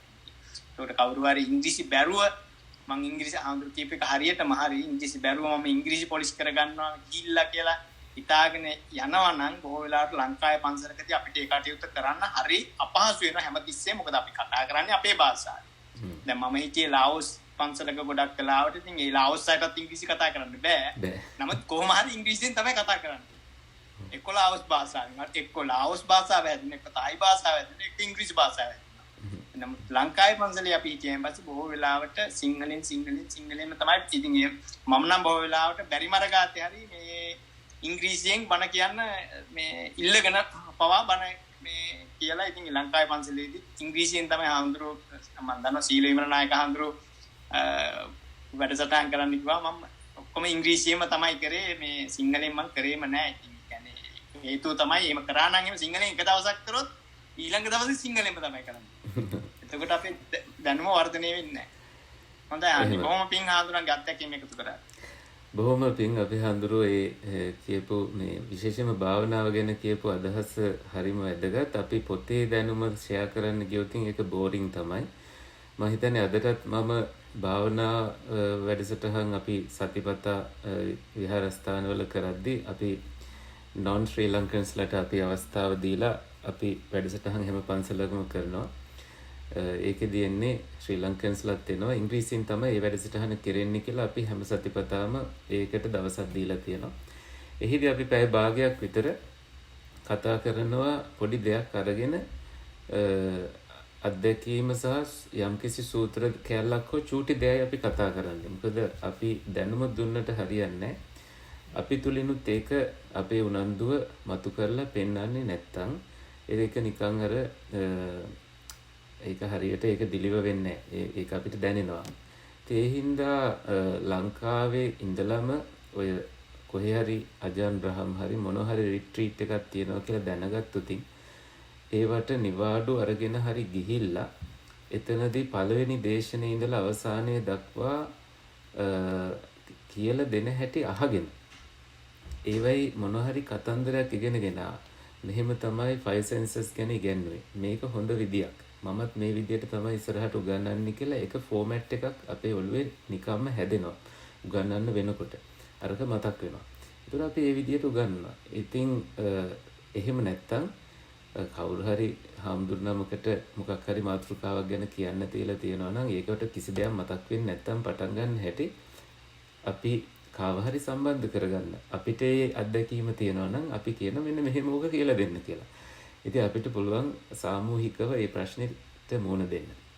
ඉතින් මම හිතන්නේ ශ්‍රමණ සාරූප්‍ය ඇතිව භාවනාවත් ඉගෙනගෙන බිම ඉඳගෙන ඉන්නත් පුරුදු වෙලා ඉංග්‍රීසිත් සාමාන්‍ය කතන ස්වරූපයට ඉංග්‍රීසි හැදෙන උනන්දුවෙන් හඹාගෙන ගිහිල්ලා කවුරු හරි එක ඒ ඉංග්‍රීසි දැනුම පොලිෂ් කරගෙන හිතවත්කම් හදාගෙන ගුණවත්කම් හදාගෙන එහෙම තියෙනකොට යාළුවෝ අපිට ඉබේම හැදෙනවා ඒ අංශෙන්. ඉතින් එතකොට අපිට වැඩිත් එක්ක මූලාශ්‍ර තියෙනවා අපේ ගමන යන්නට. දැන් එක question එකක් අහලා තිනවා what is the best way we can improve English? මං හිතනවා ඒ best way we can improve English කියන එකේදී මම මෙන්න මේ උපදේශය දෙන්නම්. වාක්‍ය පිටින් මතක තියාගන්න ඕනේ සමහර දේවල්. දැන් අපි කොහේ හරි මෙහෙම උදාහරණයකට හිතන්න. කෑම දෙන තැනක ඉන්නවා. එතකොට හොඳට ඉංග්‍රීසි දන්න කෙනෙක් කියනවා help yourself කියලා. help yourself කියන්නේ බෙදා ගන්න කියන එක. ඒක ඇහුණ ගමන් අපි මේ වාක්‍ය ඛණ්ඩය එහෙමම මතක තියාගන්නවා. මොකද හොඳට ඉංග්‍රීසි කතා කරන කෙනෙක් කිව්ව දෙයක් නිසා මටත් එහෙම වෙලාවක ඒ වගේ එකක් කියන්න පුළුවන් විශ්වාසයෙන් කියලා අපි confidently එක මතක තියාගන්නවා. එතකොට අපි යම් තැනක කාට හරි කැම ටිකක් ලෑස්ති කරලා එන්න කියලා. එතකොට අපි කියනවා help yourself කියලා බය නැතුව. අනිත් ඔක්කොට මේක තේරෙනවා. කියන්නේ බෙදාගෙන කන්න කියන එක. අන්න එහෙම වාක්‍ය පිටින් සිදුවීම් පිටින් තමයි මේක ඉගෙන ගන්න ඕනේ. එහෙම නැත්නම් පොතෙන් ඒක එන්නේ නැහැ. පොතෙන් එන්නේ අකුරු ගලප ගන්න හැටි. ඊට පස්සේ කතන්දර ඉගෙන ගන්න. ඔය ටික පොතෙන් එනවා. ව්‍යාකරණ ටික එකපාර එන්නේ නැහැ. කවදාවත් හිතන්න එපා එහෙම වෙනවා කියලා. වැරදි තමයි ඉගෙන ගන්න. ඉතින් මම වාක්‍ය ඛණ්ඩ පිටින් ඉගෙනගත්තු අවස්ථාව මට මතක් වෙනවා. එක දවසක් අපි කැන්ඩි ඉඳලා අවන්හලේ මේ කොළඹ යන ගමන් ඩොක්ටර් ජනක් එක්ක මම ඊට පස්සේ ගුණානුසාරී කියන කැනේඩියන් වියට්නාමීස් භික්ෂුණිය. ඒ භික්ෂුණිය අතින් කියවුණා එක වාක්‍යයක් ඒ තමයි we could have gone that way කියලා. අර පැත්තෙන් අපිට යන්න තිබුණා කියලා. එතකොට තමයි මම ඒ සිදුවීමත් එක්ක මතක තියාගත්තේ මටත් එහෙම කියන්න පුළුවන් කියලා. අර පැත්තෙන් යන්න තිබුණා කියලා. ඊටත් කලින් මට මතකයි විශ්වවිද්‍යාලයේදී බංග්ලාදේශ හාමුදුරු නමක් ඒකම කියනවා we could have come that way. අර පැත්තෙන් එන්න තිබුණා කියලා. ඒ වෙලාවෙත් මම ඒක ඒ විදිහට මතක තියාගත්තා. මොකද මම ඒ වෙනකොට ඒ විදිහට කියන්න දන්නේ අරම කරන්න පුළුවන්කම තිබුණා කියන එක තමයි ඒ කිව්වේ කියලා මම තේරුම් ගත්තා. හැබැයි ඒක පිටින්ම මම මතක තියාගත්තා. එහෙම තමයි මේ භාෂාව හම්බෙන්නේ. ඉතින් කේශ්‍රී ධම්මානන්ද හාමුදුරුවන්ගේ දේශන තියෙනවා, සරණපාල හාමුදුරුවන්ගේ දේශන තියෙනවා, මම පවත්වපු දේශන තියෙනවා, කෙටි ඒවා. ඒවා අල්ලගෙනත් මං හිතන්නේ අදහස් ප්‍රකාශ කරන විදි වාක්‍ය පිටින් ඉගෙන ගන්න පුළුවන්. ඒක තමන් ඉන්න තැන ඉඳලම කරන්න පුළුවන්. ඒකට විශ්වාසය තියෙනවා නම් ඒ විදියටම උච්චාරණයත් හුරු කරගෙන ඒ තැන් හොය අපිට කියන්නත් පුළුවන්. ඉතින් හැමෝටම සුද්ධෝ එක ඉන්න හම්බෙන්නේ නැහැනේ ලංකාවේ. පුළුවන් නම් පන්සල් වල රෙජිස්ටර් කරගන්න. අපේ කලින් හාමුදුරුවමක් පැහැදිලි කරා මේ වෙන වැඩසටහනකදී වෙන විශ්වවිද්‍යාලයකට කරද්දී අර work away කියලා සයිට් එකක් තියෙනවා. ඒකේ තියෙන්නේ විදේශික අය ඇවිල්ලා තමන්ගේ පන්සලේ නොමිලේ ඉන්න අපේ අවස්ථාව දෙනවා.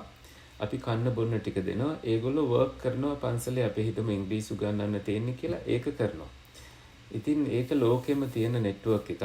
ඉතින් මමත් ඒකට රෙජිස්ටර් වුණා මේ ඒ හාමුදුරුවෝ කිව්වට පස්සේ. එතකොට මට ස්ක්‍රීන් එක ෂෙයා කරන්න පුළුවන් විදිහට හරි ගස්සලා දෙන්න. මම මේ සයිට් එක හොයාගන්නකම්.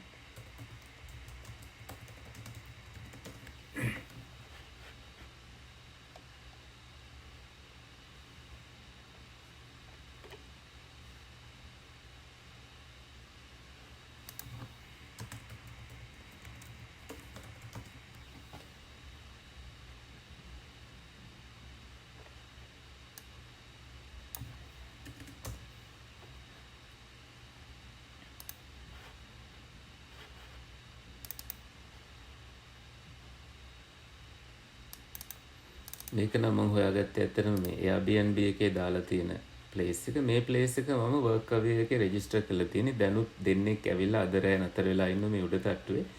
මේක මම ඇත්තටම අපේ තාත්තා හාමුදුරුවන්ට ඉන්න හදපු කුටිය. ඒ හාමුදුරු නැති දවස්වල මෙතන ඇවිල්ලා ඉන්නවා විදේශික අය. මේ ඒ පරිසරය මේ ඇත්තටම අපි තනමල්ලි හිටේ ඉඩමේ පස්සේ මම හදපු තැනක්. ආට දායකයන්ට උදව් කරා. ඒකට ගොඩක් අය උදව් කරා. ඉතින් මේ ඇවිල්ලා ඉන්න අය. එතකොටත් අපි ඒ ගමට ඉංග්‍රීසි අරන් එනවා. මේ තියෙන්නේ ඒ භූමිය. මේ තුඹ වගාවක් එහෙම හදලා තියෙනවා එතන.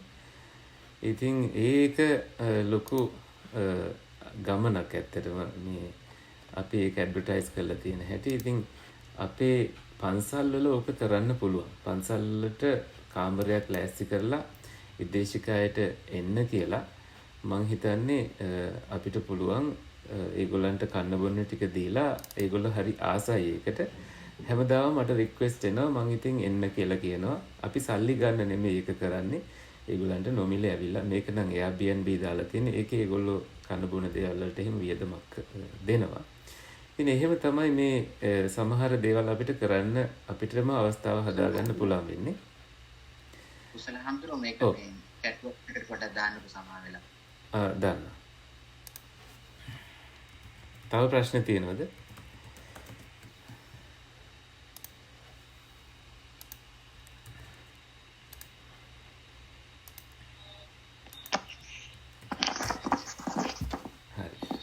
මං හිතන්නේ උනන්දු ඇති වෙන්න ඕන හින්දා මේ සයිට් එකට මං එක්කගෙන යන්නම්. bantekusala.org කියලා මං සයිට් එකක් හදලා තියෙනවා. මේ තියෙන්නේ ඉතාලියේ ඉන්නකොට වතිකානයට ගිහපු අවස්ථාව. මේ ඉස්සෙල්ලාම ඔය හිම වැටිච්ච වෙලාවේ මිලානෝ වලදී මේ තියෙන්නේ ඇත්තටම සතිපට්ඨාන සූත්‍රයට මං හරි ආසයි. ඒක ඉතාලි ජාතිකයන්ට දේශනයක් පැවැත්වුව ඉංග්‍රීසියෙන්. ඒක ඉතාලි භාෂාවට පරිවර්තනය කළා. මේ ඉන්නේ ක්‍රිස්ටල්. ඉතින් මේ පිරිස ඇවිල්ලා හිටියා ඉතාලියේ ඉන්නකොට. ඇත්තටම මට කිසිම අත්දැකීමක් තිබ්බේ නැහැ ඔය දේශනා පවත්වලා. නමුත් ඒවා කරන්න ගිහිල්ලා තමයි ඉගෙන ගත්තේ. මේ ඉන්නේ මගේ රූම්මේට්ස්ලා. ඒ කියන්නේ අපි හිටිය අපාර්ට්මන්ට් එකේ කාමර දෙකක් තිබුණා. මායි මේ යාළුවා ඒ කාමර බෙදාගත්ත. ඇඩම්ට වෙනම කාමරයක් තිබුණා. ඉතින් ඒවත් අත්දැකීම්. ඉතින් ඔය ඔක්කොම ASCII මේ අපි පැරිස් වල එහෙම ට්‍රැවල් කරා ඉතාලියේ ඉන්න කාලේ. මේ සෝවාස් විශ්වවිද්‍යාලයට ගිය අවස්ථාවක් ලන්ඩන් වල. මේ සූරික් ලේක් එක ඉතාලියේ මේ ස්විට්සර්ලන්ඩ් වල. ඉතින් මේ තියෙන්නේ කැනඩාවේ ටොරොන්ටෝ වල බණ කියන අවස්ථාව. මේ කාගේ හරි පිරිතක් ඕන වෙලා තියෙන ඒක ඔෆ් කරගන්න. මේ විමල රන්සේ හාමුදුරුවෝ මේ එක තැන්වල අපි ඔය විනිපෙග් වල කැනඩාවේ කරපු වැඩසටහන්. ඉතින් මේ ඔය ට්‍රැවල් කරපුවා. ඉතින් ඕවා මම කියලා දෙන්නේ මේ ටොරොන්ටෝ පන්සලේ විදේශික අය එහෙම ඇවිල්ලා අපේ වැඩසටහන් වලට සම්බන්ධ වෙනවා. මේ අපේ හිතවතුන් මම හිතන්නේ මේ හාමුදුරුවෝ කවුරුත් දන්නවා බුද්ධ රක්කිත හාමුදුරුවෝ. සිබායකේ මම උගන්වන කාලේ හාමුදුරුවොත් හිටියා පන්තිවල. මේ මට පාලි උගන්වපු හාමුදුරුවෝ ඒ පන්සලේ හාමුදුරුවෝ හරි මාසයි භාවනාවට එහෙත් ගිහිල්ලා මම වැඩසටහන් කෙරෙව්වා විමල රන්සි හාමුදුරුවොත් එක්ක. මේ අපි රෂ්‍යාව ගිය වෙලාවේ මම අපේ විමලතිස්ස හාමුදුරුවෝයි මමයි ගියේ. මේ ඉන්නේ අපි දෙනවා මේ මෙතන. ඉතින් ඒවා හොඳ ලස්සන අත්දැකීම්. ওই තායිලන්තේ ගිය වෙලාවල් ඔය මේ අජාන් බ්‍රහම් හාමුදුරන්ට මම පරිවර්තන කරපු අවස්ථාව. ඉතින් ඉන්දුනීසියා ගිය වෙලාව මේ තියෙන්නේ අජාන් බ්‍රහම් එක්ක එක ස්ටේජ් එකේ අපි ඒ හාමුදුරුවෝ වෙනුවෙන් මේවා මම ස්වේච්ඡාවෙන් කරපු හරි ආස හිතෙන දේවල්. ඔය බුරුමෙට ගියපු අවස්ථාව. ඉතින් මට ඔය බුරුම කියවන්න පුළුවන් වෙලා තිබුණේ වෙනකොට දැන් නම් ටිකක් අමතකයි. පුස්කොළ පොත් අපි රීඩ් කරා බර්මීස් මේ අපි ටීම් එකක් ගිහිල්ලා. ඉතින් ওই චයිනා වලට ගියපු වෙලාවේ හාවර්ඩ් විශ්වවිද්‍යාලයෙන් මම ගත්ත ලැබිච්ච ශිෂ්‍යත්වයක් හරහා ගියේ. ඔය ඉන්දියාවේ අර මේ ඔය ඔක්කොම මම පෙන්නන්නේ මේ ස්වීඩන් වල ගියපු වෙලාවේ ડોක්ටර් ජනක් ස්වීඩන් හිටියා බලන්න ගියා. මේ උප්සලා වල. මේ අපි භාවනා වැඩසටහන් කරපුවා බත්තර මුල්ලේ එහෙම. ඒත් ඇමරිකන් හාමුදුරුවෝ එක්ක. ඉතින් ලොකු පිරිසක් ඉංග්‍රීසි කතා කරන පිරිසක් ඒ හරහා අපිට එකතු වෙලා හිටියා. ඉතින් ඕවා අපිට කරන්න පුළුවන් දේවල්. චූටි දැනකින් ආරම්භ කරා. තවත් ගැටලු තියෙනවද? දැන් අපි කාලේ නම් ඉවරයි. මට ඉන්න පුළුවන්. So I was given this chance to be with you. Actually, I had no words to describe. I was chuffed because then I tried my best to then from since my childhood. Actually, I cannot speak English. You can. So I kept, yeah. No, it's okay. I can manage it. But the thing is, then here before, then I tried my best to learn English, and then since my childhood, then nobody helped me to practice to improve this language. Mm-hmm. So then actually I listened to Reverend Sir. I listened to your speech, and I was chuffed because there is no any change between your life and my life. Mm-hmm. So that is not the problem, my dear Reverend Sir. So then I would like to ask you, then is there another special session like this hereafter? Or because then I would like to learn Dhamma, Mm-hmm. doctrine of Dhamma, doctrine of Buddha. So then I tried my best to be a monk. Mm-hmm. Mm-hmm. But unfortunately I couldn't be a monk. So that sometimes then here before short while ago, then you had the chance to listen spirit chanting from my behind, because there is a device, and then 24/7. So then I would like to listen chanting. So Mm-hmm. there is a special statue and so on. So then I would like to worship always. So that's the thing. So that is not the thing that I have to ask you, Reverend Sir. So are there any classes like this hereafter? Well, To listen Dhamma. usually, there's no discussion about having a second program, but if I get invited to, I will for sure. In that, we can have a session on Dhamma as well.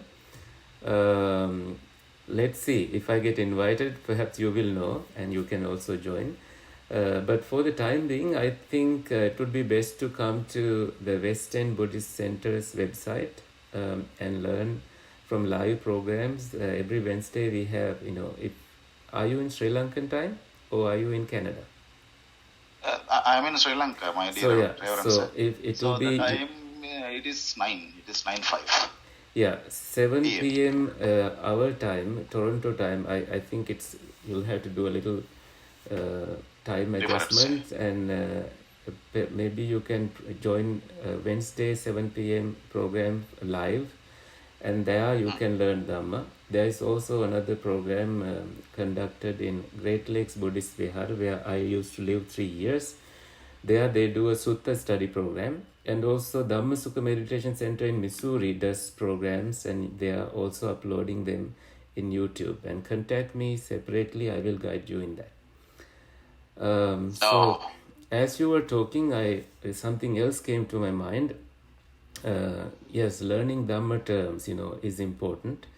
Like how to say Chaturara Satya, how to say Paticcasamuppada. I think that was intended in this talk. But I didn't go that far because you're not going to really give Dhamma talks right away. And even then, if you were to give Dhamma talks, let's not begin with Paticcasamuppada or anything else. Going through university is helpful for you to learn the terms. How do we say Paticcasamuppada? And reading books will be helpful. Using a dictionary, an online dictionary, and maybe using Google Translate, you can somehow learn Dhamma terms, and I can do another session on that. How do we say Four Noble Truths? How do we say dependent co-origination, and how do we give an intro to it? And these are invitations we get, and we teach based on these invitations, and you can also follow them and learn. And one more thing, පන්සල් වල ඇවිල්ලා විශ්වවිද්‍යාලය යන්න එනවා කියලා ඉන්න එපා. වෙනම විශ්වවිද්‍යාල වලට යනවා නම් පස්සේ පන්සල් වලට සම්බන්ධ වෙන්න පුළුවන්. ඒ දෙක දෙවිදියකට යන්නේ මෙහි. පන්සල් වලින් කැමති නැහැ ආපු ගමන් විශ්වවිද්‍යාල වලට හාමුදුරුවෝ යනකොට මෙහි හාමුදුරුවෝ අඩු නිසා ඉංග්‍රීසිත් පුළුවන් නම් හදාගෙන ආවට පස්සේ මේ පන්සල් හරහා ස්ථාපිත වෙලා, මොකද වීසා එක ස්ථාපිත කරගන්න අවුරුදු 3-4ක් යනවා. ඊට පස්සේ පුළුවන් විශ්වවිද්‍යාලයක ඉගෙන ගන්න අවස්ථාවල් හදාගන්න. පන්සලටත් සේවය කරලා. නැත්තම් පැනලා යන්න ආවා වගේ වැඩක් වෙන්නේ. ඒක හරියන්නේ නැහැ. ඉතින් ඒකත් මම මතක් කරනවා. තව ගැටලු තියෙනවා නම් අහන්න. Thank you very much, my dear Reverend Sir. You are very So welcome. then it seems better than if you can give me some YouTube links or something to watch. Yes, I shared my YouTube link. I'm going to share Dhamma Sukha link as well. They do sutra When I programs. was schooling, my dear Reverend sir, so then I tried to learn Sanskrit, Pali, and so on, Yeah. because then I tried to be a monk. So that is why that I couldn't. But the thing is, somehow then I want to learn Dhamma. You keep So that that is why going. then I asked you. Keep that going. Yeah, thank you. Yeah. Thank you very much. Actually, this is a meritorious activity, Reverend sir. Surely. So I'm also sharing this site of Sannapal Hamduro so you can learn. Alright, so please remember, nothing happens overnight. There is Dalvi Hamduro's hand up. Do you want to say something?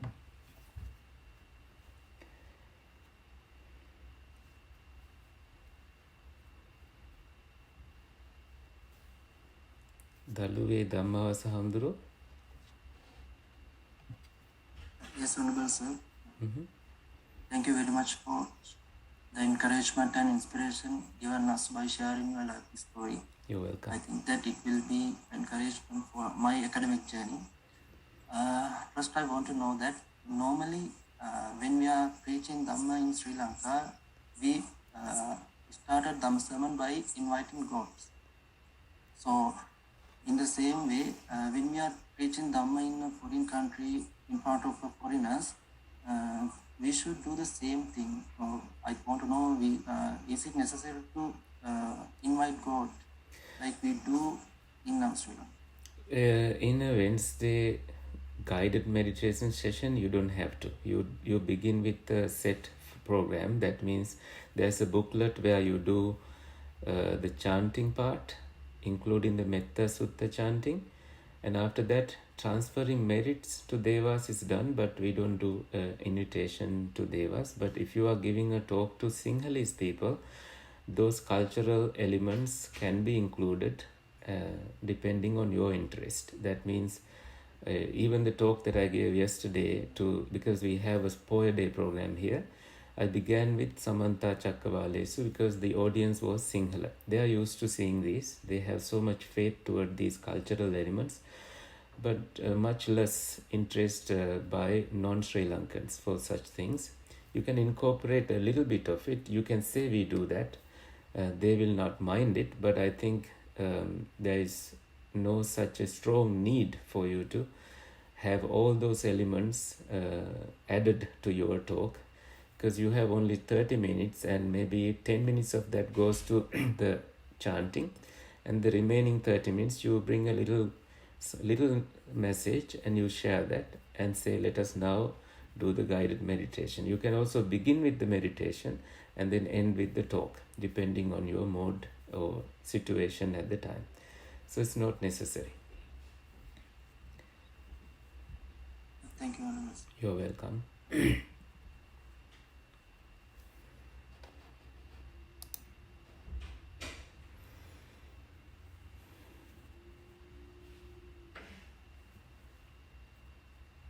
Any comments? I see. Yes. I see many comments appreciating the event, but questions were answered.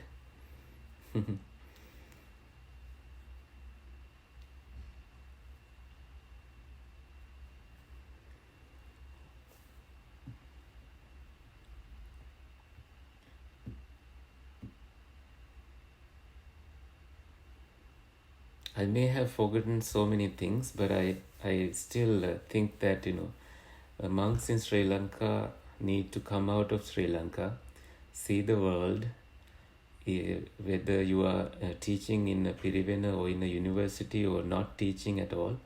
You can still create links and get an invitation and come here, see the world and travel a bit, and that way you learn to respect others, even if it means that you are respecting a Catholic priest. You learn to do it better when you come here. You see how they exist, they live in these societies and how much respect they have earned, and you can even provide services to you can do meditations in church places sometimes, and that's how sometimes monks occupy these church places, as people will donate it to you, or you can either buy it and eventually make it a Buddhist center. But you are not converting anyone here. You are just free, and you are just teaching Dhamma, and if people like it, they will listen. If it means you are teaching to one person, just be happy and you are doing it good. Yeah. So, Alhamdulillah, I also a question on behalf of your program here. Actually, this is something beyond this topic, actually. You said that in European region, there is a very good platform for LGBTQIA. So I want to know that how that people put their comments regarding, religiousness and,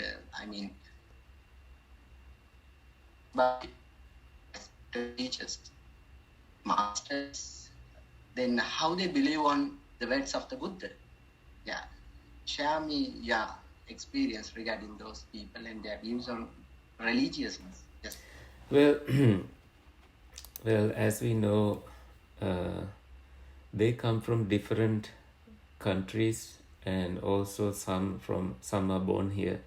They have their own faith traditions. They are sometimes Buddhist, sometimes they are Catholic, sometimes they don't go to church because church strongly oppose them. They have somehow their own ways of practicing spirituality. They do meditations. So they view Buddhism as a free place for them. And I have asked this question from Ajahn Brahmali once, and he said, having a different sexual orientation is not a problem for someone to become a monk, as long as you are not acting upon your goals. If you are maintaining your status as a monk, and you are fine. But sometimes here, some people temporarily receive ordination to see if they like it, and if they don't like it, they quit, they go home, but they still keep a link with Buddhism. So they have the freedom to choose any faith tradition. But when it comes to like Harvard University, there was a group called religious nuns. That means they did not have any religion. They are not nuns as bhikkhunis. They don't have any religion. And I was part of that group. I wanted to see what they are discussing. And they loved it. And they also grew up Catholic sometimes Christian, sometimes they grew up, there is a group called Unitarian Universalist. They are mostly not based in one particular church, but they are inclusive, which means they have all faith traditions in it. They are pluralistic. They include everyone, every culture in it. They have Soka Gakkai, they have Zen, and all of these. So there's freedom. There's no clash between faith and, except when the Catholic Church opposing them, then they really question God, and I sympathize with that. But other than that, I think they like Buddhism, that the Buddhism does not restrict them or their practice, because being gay, being lesbian, or being transgender, being bisexual, none of these labels has anything to do with your awakening. Because once you are awakened, you are not even a man, you are not even a woman, you are just a being. So they have that understanding. I guess that's good enough. Yeah. Thank you, Gosal. You're welcome. So then, I take this. Are there any comments or questions further? Kiran Panditandru? Or should I wind up for the session? Okay, Reverend sir. Okay, I think this is enough for now, and it was a really good discussion. Thank you. I think now should better to stop. Time has passed. Yeah. Okay. As a final, this is my vote of thanks. I, on behalf of my departmental members, including the head of the department, pass my warm thanks to all the online attendees for their significant presence in this meeting. I especially want to thank our invited resource person, Bhante Kusala, for his vital appearance. Bhante Kusala, thanks a lot for giving us precious time in your busy schedule. It really means a lot to us. You have surely added to the charm of this session. Here I want to convey thanks our head of the department, Venerable Sir. It was truly impossible without your motivation. Finally, thanks all indeed. May the noble triple gem bless you all. Thank you again, Kusala. Thank you so much.